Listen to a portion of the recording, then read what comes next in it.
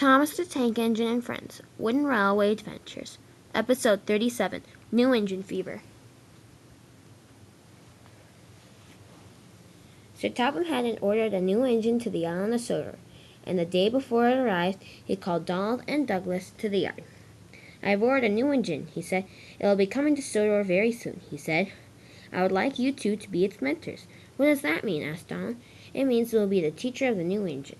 You will teach it how I run things on my railway." "Oh, yes, sir," said Douglas. "We will." "Good," said Sir Topham. "Now go off to your sheds and get a good night's rest." "We will, sir," they said, and they puffed away. The next morning, Sir Topham called them back to the yard. "The new engine will be arriving shortly," he said. "What's its name?" asked Donald. "Its name is Rosie," he said. She's supposed to be a very good engine, and I hope she is." We hope too," said Donald. "We don't want to have our hands full." "No, indeed," said Sir Topham. "Hey," he said, "look, here's Rosie. Cranky is just unloading her from the docks, it looks like." And Cranky was. Rosie was set down on the track. She was very excited and ran away so quickly that it dragged her back. "Oh," she said, "what just happened?" Cranky laughed. "You have to wait for the workmen to uncouple you from me," he said. "Otherwise you might drag me down to the ground here." "Oh," said Rosie. "Sorry." "It's all right," said Cranky. The workman uncoupled her, and Rosie puffed off quickly. She was very excited and nearly passed Donald, Douglas, and Sir Topham Hatt. "Wait," said Sir Topham Hatt. "Rosie, we're over here." "Oh," said Rosie. "I'm sorry." "I'm very excited. We can tell," said Donald quietly. "Donald and Douglas," he said, "this is Rosie, the new engine. I hope you guys will treat her with respect, and Rosie, I expect the same thing out of you." "Oh, yes, sir," said Rosie. "I will." "Douglas, may you go teach Rosie about trucks?" "Yes, sir," said Douglas. "I will," and they puffed away. Rosie was very excited, and she ran past where the yard was located. "Wait," said Douglas. "The yard's in here." "Oh," said Rosie. "I'm sorry. I'm very excited." "I know how you feel," said Douglas. "When I arrived on Sir Topham's railway for the first time, I was excited too. But just stay calm. There's a lot to learn here." "Some basic rules first," said Douglas. "The yard is a very busy place. It is always full of trucks, and sometimes can have many engines in it. Also, the yard can be a dangerous place, if you know what I mean," he said.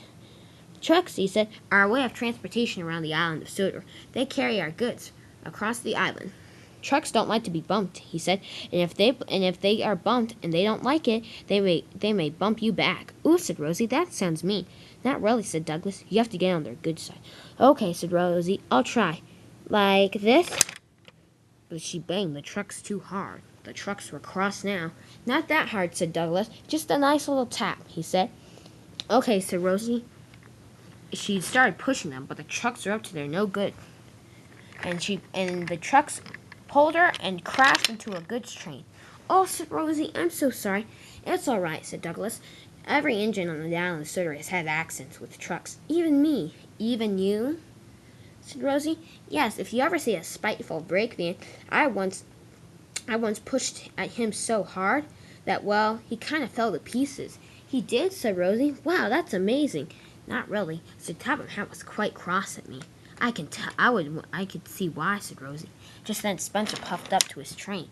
"What in the world?" he said. Douglas, he said, "please control your new engine over here. He just crashed into my goods train."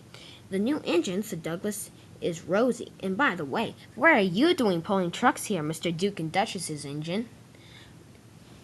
Spencer didn't see otherwise, and he puffed away with his remaining trucks. "I'm sorry," said Rosie. "It's all right," said Douglas. "I'll clean it up. Meanwhile, you go back to Donald, and he'll teach you about coaches." "Okay," said Rosie. She puffed back. Donald was waiting for her. "Let's go," said Rosie. Donald had to keep up fast.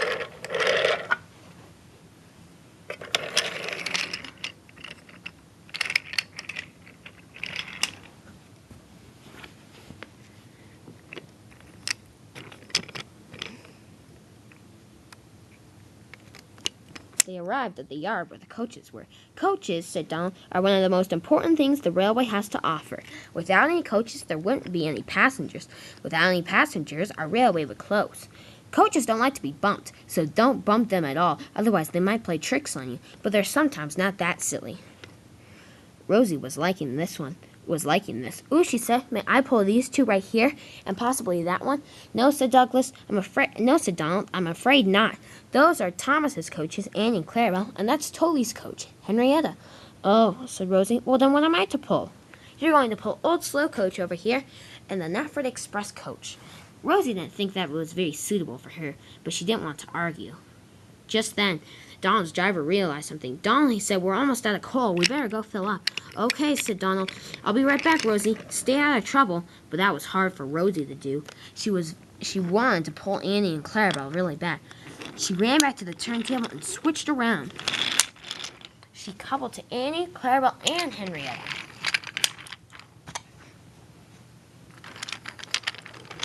She came to cross the turntable. Old Slow Coach was there. Rosie, he said, stop immediately. Rosie, she said, stop immediately. You're not supposed to be pulling those coaches. Shh, said Rosie. I'm trying not to be seen here. Well, that's going to be hard, said Old Slow Coach, because I'm going to tell Donald. No, you won't. Not if you can't catch me, said Rosie, and she puffed furiously away with the coaches. Oh, no, said Old Slow Coach. This is bad. And it was. Rosie knew nothing of the railway, and so she accidentally puffed onto a line she wasn't supposed to go on. Unfortunately, the line went right to the shed where the turntable was located. Luckily, it was turned right there as James had just pulled out of the shed, and the shed door was still open. Rosie came around the bend very fast.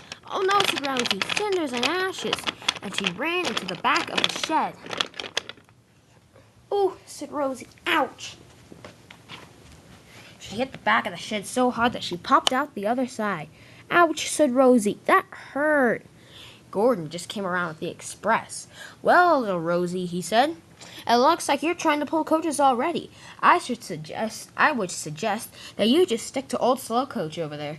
Yeah, she'll teach you some manners for you. Rosie wasn't starting to like the island of Sodor at all, but she knew she'd done a very silly thing indeed.